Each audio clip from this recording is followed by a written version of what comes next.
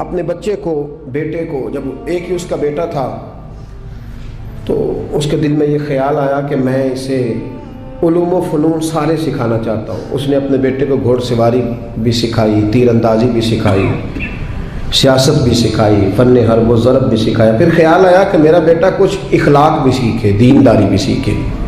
ایک درویش تھے شیخ حسن، ان سے کہا کہ حضرت میں چاہتا ہوں کہ میرے بیٹے کو گھر آ کے پڑھا دیا کریں۔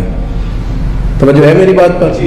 میرے بیٹے کو تو حضرت فرمانے لگے کہ اگر تیرے بیٹے نے پڑھنا ہے تو میں نہیں گھر آؤں گا، وہ میرے گھر آئے گا۔ تو وہ کہنے لگا حضور میں بھی دیکھ ہی رہا تھا، مجھے بھی ایسا خوددار عالم ہی چاہیے تھا، خوددار عالم چاہیے تھا۔ بہرحال حضرت کے گھر وہ پڑھنے جانے لگا تو مسلسل 6 سال وہ طالب علم پڑھنے گیا، اور عام طالب علموں کے ساتھ اس شہزادے نے بیٹھ کر تعلیم حاصل کی۔ جب تعلیم اس کی مکمل ہو گئی، وہ مکمل طور پر فارغ ہو گیا، فنون اس نے پڑھ لیے، علم و ادب اس نے سیکھا، اخلاقی باتیں اس نے سیکھی، دین کے حوالے سے ضروریات سے حضرت نے اس کو آگاہ کیا۔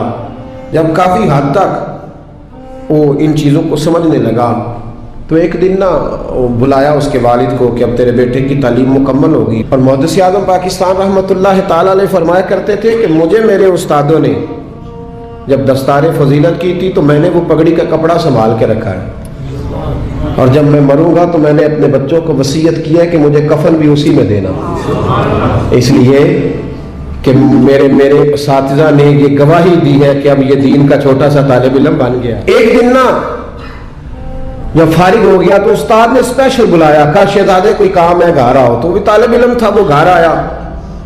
جب حضرت کے کمرے میں داخل ہوا تو اندر سے انہوں نے کنڈی لگا لی دروازے کی، ہاتھ میں درہ لے لیا، اتنی زور زور سے درے برسائے کہ اس کے وجود پر نشان پڑ گئے، مارتے گئے۔ میری غلطی استاد جی، اس نے کہا چپ کر، غلطی پوچھتا ہے نالائق۔ پھر مارا، پھر مارا، بہت مارا، اور جب بہت زیادہ مار لیا تو خود بھی پسینے سے شراب، دروازہ کھولا، چل دوڑ جا۔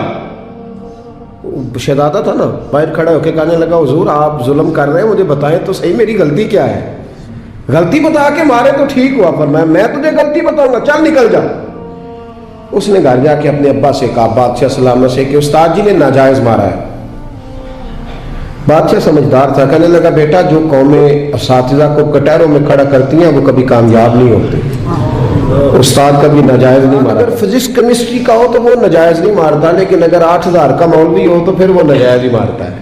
پھر سویرے اماں آئی جاتی ہے کہ جی تم مسیتے رہنا ہے کہ جا جانا ہے، 8,000 تنخواہ ہے تو میرا 60 کروڑ کا منڈا ہے۔ میں غلط نہیں کہہ رہا، میں صحیح کہہ رہا ہوں۔ وہ اگر فزکس کا استاد ہو نا جو 10,000 روپیہ لیتا ہے تو پھر تو ٹھیک ہے، لیکن اگر بیچارہ غریب امام مسجد ہو تو پھر تو وہ شہزادے کو آگ نہیں لگا سکتا۔ یہ تقسیم ہے ہماری، یہ ظلم ہے۔ تو بادشاہ نے کہا کہ بیٹا اساتذہ ناجائز نہیں مارتے، تیری کوئی غلطی ہوگی جس کی تجھے نہیں خبر، استاد جانتے۔ اس نے کہا نہیں ابا، میں وہاں رہا ہوں، کوئی بات ہوتی تو مجھے بھی پتا ہوتی، اور پھر اگر اتنی سخت بات تھی جس پہ اتنا مارا کہ میرے وجود پہ نشان پڑ گئے، مجھے بتایا جاتا۔ اس نے کہا بہرحال میں تیرے استاد کو کٹہرے میں کھڑا نہیں کر سکتا، وہ تیرا استاد ہے، بڑے لوگ ایسی باتیں کرتے تھے۔ اب اس نے اپنی اماں سے کہا کہ اماں میرے دل سے بات نہیں جاتی، میرے ساتھ ظلم ہوا ہے، استاد نے قصدن مارا ہے، بلا وجہ مارا ہے، تعلیم سے فارغ ہونے کے بعد مارا ہے، سمجھ نہیں آتی۔ تو اماں کہنے لگی بیٹا تیرے ابا نے نہ کر دیا تو اب ہاں کون کرائے گا؟ وہ بادشاہ سلامت ہے، سخت مزاج آدمی ہے، میرا بیٹا تو صبر ہی کر لے۔ بچے نے صبر تو کر لیا پر اندر سے بات گئی نہیں، ظلم ہوا تھا نا۔ 30-35 سال بیت گئے، اس کے باپ کا انتقال ہوا تو وہ بادشاہ بن گیا۔ شیخ حسن بوڑھے ہو گئے تھے، یہ بھویں سفید ہو کے جھک گئی تھی، دونوں ہاتھوں سے لاٹھی پکڑتے تھے پھر بھی مشکل سے چلتے تھے۔ پہلے دن تخت نشین ہو کے شہزادے نے پہلا حکم یہ جاری کیا کہ میرے استاد کو حاضر کرو۔ 3-4 سپاہی بھیجے کو بابے کو پکڑ کے لاؤ جیسے بھی آ سکتا ہے، لے آئے۔ حضرت کو لا کے تب سامنے کھڑا کیا تو کہا استاد جی ناراض نہ ہونا، بوڑھے ہیں، کمزور ہیں، شک کوئی نہیں، پر میں کیا کروں، آج بھی دردیں اسی طرح میری تازی ہیں، سوچتا ہوں تو پھر مجھے اسی طرح جلن محسوس ہوتی ہے، بتاؤ کیوں مارا تھا؟ تو شیخ حسن رو پڑے، کہنے لگے بیٹے بس اللہ سے میں نے دعا کی تھی کہ اس دن کے لیے مجھے زندہ رکھے، وہ دن آ گیا، میں نے آج کے دن کے لیے تجھے مارا تھا۔ بس آج جو دن آیا اسی لیے مارا. کہا حضور کیا مطلب؟ اب فرمانے لگے کتنی دیر ہو گئی تجھے مار پڑے ہوئے؟ کہا 35 سال. آج کیوں بلایا ہے؟ بھولا تو نہیں نا 35 سالوں میں؟ کہا حضور نہیں بھولا. تو آج کیوں بلایا؟ کہا میں آج صاحب اختیار ہوا ہوں تو بلا لیا. تو آپ فرمانے لگے بیٹے مجھے پتا تھا ایک دن تو بادشاہ بنے گا، اس لیے تجھے مارا تھا. ناجائز نہ کسی کے ساتھ ظلم کرنا. اگر تجھے 35 سال نہیں نہ بھولا تو جس کے ساتھ تو ظلم کرے گا اسے بھی قیامت تک نہیں بھولے گا. اور فرمایا آج تو با اختیار ہوا ہے تو تو نے مجھے کٹہرے میں بلا لیا ہے. قیامت کے دن اللہ سارے مظلوموں کو با اختیار کر دے گا.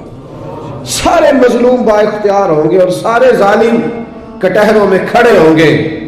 پھر تجھ سے ایک ایک بات کا حساب پوچھیں گے. شہزادہ کھل کے رویا، استادوں کی دست بوسی کی، تحائف دیے، کہنے لگا رب آپ کا بھلا کرے، آپ نے مجھے صرف علم نہیں سکھایا، تجربہ کر کے مجھے آپ نے علم محسوس کرنا بھی بتا دیا ہے.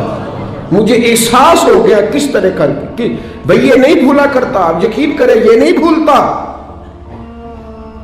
کسی کو لوگ گالی دے دیتے ہیں نا، گالی، وہ غریب آدمی ہوتا ہے بیچارہ، چھوٹا آدمی، وہ جواب نہیں دے پاتا. لیکن جب اس شخص کے، اس چودھری کے، سیٹھ کا مسجد میں جنازے کا بھی اعلان ہوتا ہے تو پھر بھی گالی یاد آتی ہے. ہاں یہ نہیں بھولتی، کیا کرے، ظلم جو کیا ہے، غلط گالی جو نکالی، لوگ جنازہ پڑھنے تک چلے جاتے